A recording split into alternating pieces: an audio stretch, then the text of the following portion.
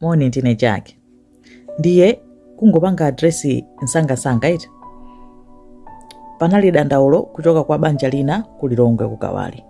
Amadandaula za chipatala cha kubwayira. Chifukwa chonena kuti mwana wawo anali odwala, anali ndi BP, anapita kuchipatala kuja, koma anapeza kuti wamwalira ndi mwana yemwe. Eti nde anadandaula kuti sanasamalidwe bwinobwinoyi. Nde mneneri wa chipatala anena kuti iye analandira chisamaliro china chilichonse. Koma ineyo kunenera notu zongomva iti iyise experience yanga. Koma mene zimachukira zipatala Malawi, let's say maternity ward chani, anamadandaula kwambiri.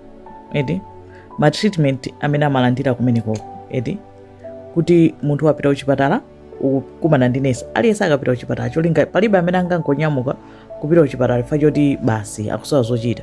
Makhala kuti munthu wadwala sukupeza bwino ufuna chithandizo eti nde kuti ukapite kumene kuchako uzikapezeka kuti akukuwalira malo moti akusamale eti azikunyadira azikuchita ignore si bwinoyi. Zinazo ndikuzikumbukira kalero kuti ndikapita kuchipatala muja malungu andikhaulitsa pa malungu amanditenga usati masewera. Kupita kuchipatala amene akudutsira amene akuyankhulira ziyazonera kuti I need help nkona ndabwera eti nursing kapena midwifery kapena udokotala, ntchito za mu healthcare I think isi ntchito zongozitenga lightly. Ndi ntchito zoti ndi vocation eti it's a vocation. By vocation tinganeno ndi chani? Ndi mtima wako. Si ntchito yongogwira ifo chonena kuti wapsha ufuna ndalama ungofuna salary. Ndi ntchito yochokera mu mtima. Ine sindingakhale nesi, sine nesi. Okay? Chifukwa yomwe sindingakhale nesi sine nesi. Mwaziziwa nesi amakhala munthu choti kubadwa basi ukhala ndi mtima choti ineyo ufuna unewa kuti nzisamalira munthu akhale bwino, atani mtima wachikondi umene uchauti kwamona munthu akuvutika akudwalapo upita ukampange care. Ineyo sindingaone magazi ndi mapanga zina zake. Okay, but that's just me. Koma point ndionena kuti I know kunena kuti anthu ambiriso achita point out kuti zipatala zili ndizodzadzidwa azini ntchito yachuluka, staff ndiyochepa, manesi achepa, ma midwives achepa. Imeneyo I guess ndi chinthu chonena kuti chikuyenera kuchitidwa chani, chikuyenera kuchitidwa address. Koma si chifukwa chonena kuti anthu ena azichita mulakwika.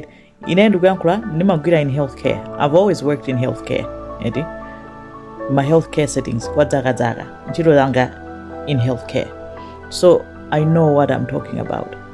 And pena ndimona ngati vuto ndi accountability utanthauza nena kuti munthu ukamayamba ntchito mucha ukudziwa unena kuti ntchito yanga ndiyosamala munthu eti ukuyenera kumusamala munthu ucha. Sindidziwa kuti kodi mdzipatalamu anthu tikumalemba kuti lese ma system omwe ndinazo lokwera ine omwe ndimadziwa ndonena kuti ngati ukusamala munthu umalemba chilichonse chomwe ukuchita. Ndakumana ndi patient wakuti nthawi yakuti, ndampatsa mankhwala akuti nthawi yakuti, tamuyeza nthawi yakuti, tapeza chakuti nthawi yakuti, ndipo chilichonse umachita document in real time. Kunena kuti ngati china chilichonse chitavute akhoza kuchita follow up kuti kodi chalakwika ndichiti. I know kuti anthu akhoza kunena kuti ya izimenezo zokonkoka ya chanchani, koma ndi zomwe zikuyenera kuchitika. Komanso accountability imatanthauza kunena kuti chinthu chikalakwika anthu mukhoza kusumira chipatala, komanso mukhoza musumira munthuyo kaya ndi nesi kaya ndokotala. Chifukwa chonena kuti aliyense ngati ukugwira ntchito ukulipiridwa, ukuyenera kugwira ntchito kunena kuti ma results akhale abwino eti. Ine ndimakhulupirira kuti ukamagwira ntchito dzigwira ntchito ngati kuti Mulungu ambuye kumwambako ndi supervisor wako, kutanthauza kuti ntchito yomwe ukugwirayo ukuyenera kuyigwira ndi mtima wako wonse eti. Anthu adandaula kuti panali negligence. BP munthu onena kuti ali ndi mimba, munthu oti ali ndi mimba mavuto ndi ambiri mpiri ndi akhalenso ndi BP preeclampsia imeneyoyo ndi vuto lonena kuti limatha kupha ndithu ndipo limatha kupha mwana ngati anthu atachedwe kumusamala munthu uja. Ndi zinthu zina zimafunika kuthamanga. Ndi I think kungokumbusa napo kunena kuti mu healthcare mu tikhale na chikondi komanso pakhale accountability eti. Komanso ngati mukuona kunena kuti anthu sanathandize bwinobwinoyi kuzichita rezi, koma ngatinso sakuyankha bwinobwino zinazi zimafunika kuwapitira ku khoti anthu eti I know kuti ndikukhanga kuti chani koma kupanga kupitisa ku khoti kuja mwina kungathandize kuti maorganization kana Zipatala kanjani ayambe kuonesesa kuti kodi apa zalakwika pati, ndipo akaona kuti zalakwika pati mwina akhoza kuyamba kukonza zinthuzi, chifukwa tonsefe ndife anthu, tonsefe timafuna kusamalidwa kukondedwa eti ukamapita kuchipatala ukupita ndi cholinga chonena kuti ukachitidwe treat ubwereko bwino, osanena kuti upite kumene kuchako azikunyodola.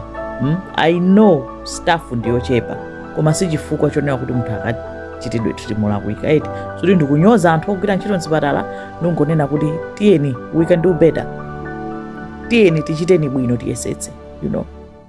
That's just nangatakanizani mayi ndi mwana yemwe atisiya chifukwa chonena kuti akuti sanalabadiridwe atapita kuchipatala ayesera kuyitana anthu mwanayo kuti sali bwino koma amango auza kuti iye ayidikirani kayi iniyonso mukuzowa zochita iniyo chani mpaka na anthu atani mpaka na munthu wamwalira.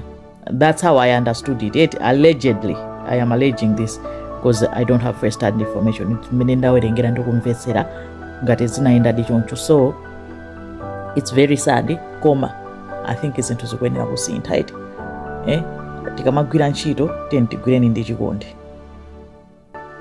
Basi utenga wanga udali omweyo zikomo kwambiri.